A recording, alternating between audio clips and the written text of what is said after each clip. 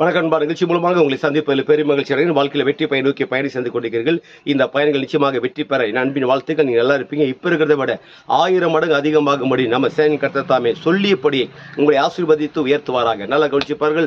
வாழ்க்கையில் ஏற்பட்ட பிரச்சனைகள், நெருக்கடிகள், இந்த உலகத்தில் நீங்கள் செய்து கொண்டிருக்கிற காரியங்கள், வேலைகள், வியாபாரங்கள், தொழில்கள், இன்னும் எஜுகேஷன் டிபார்ட்மெண்ட்டுகள், இன்னும் பல காரியங்களை ட்ரை பண்ணுறது, முயற்சிகள் எடுக்கிறது, அடுத்தது விசேஷமாக ஊழியங்கள், எந்த காரியத்திற்கு விரோதமாக எழும்பி கொண்டு வந்து 1000 சக்திகள் எழும்பி நின்றாலும் வேதம் சொல்றது, நீதிமான் என்றைக்கும் அவன் அசைக்கப்படுவதில்லை. ஆம், கல்வாரி சிலுவையில் சிந்தப்பட்ட இரத்தத்தினால நீங்கள் நீதிமானாக தேவனுக்கு முன்பாக நிற்கக்கூடிய நிரபராதியாக மிகப்பெரிய அந்தஸ்து உடையவராக கர்த்தர் நல்லவர் அப்படி மாற்றி இருக்கிறார்.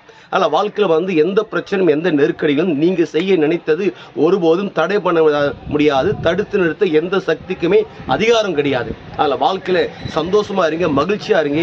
நீங்கள் நினைச்ச காரியம் இன்னும் கொஞ்ச நாட்கள் அது நடைபெறும், அது நிறைவேறும். அதில் பிறகு என்னங்க, உங்கள் லெவல் வேறு. இன்னைக்கு இந்த லெவல் வேறு மாதிரி இருக்கலாம், சூழ்நிலைகள் வேறு மாதிரி நின்று கொண்டிருக்கலாம், வேறு மாதிரி பொசிஷன் இருக்கலாம். இதை இந்த உலகம் பார்க்கும்போது உங்களை சிறியவராக, அற்பமாக, சொற்பமாக எண்ணலாம். ஆனால் நிறைவேறும் போது பாருங்கள், ஒட்டுமொத்த உலகமே உங்களை திரும்பி பார்க்குற அளவுக்கு உங்கள் தலையை தேவன் நிமிர பண்ணுவார். அப்படி நிமிர்ந்து இருக்கும் போது உங்களுடைய வாழ்வாதாரம் எப்படி இருக்கும் என்றால், ஒட்டுமொத்த உலக நாடுகளுக்கு நம்ம ஆண்டவர் இயேசு கிறிஸ்து உங்களை கடன் கொடுக்கும்படியாக வைக்கிறார். நீங்கள் வற்றாத நீரூற்று போல் இருப்பாய் என்று சொல்லி உங்களிருந்து விடைபெறுகிறேன்.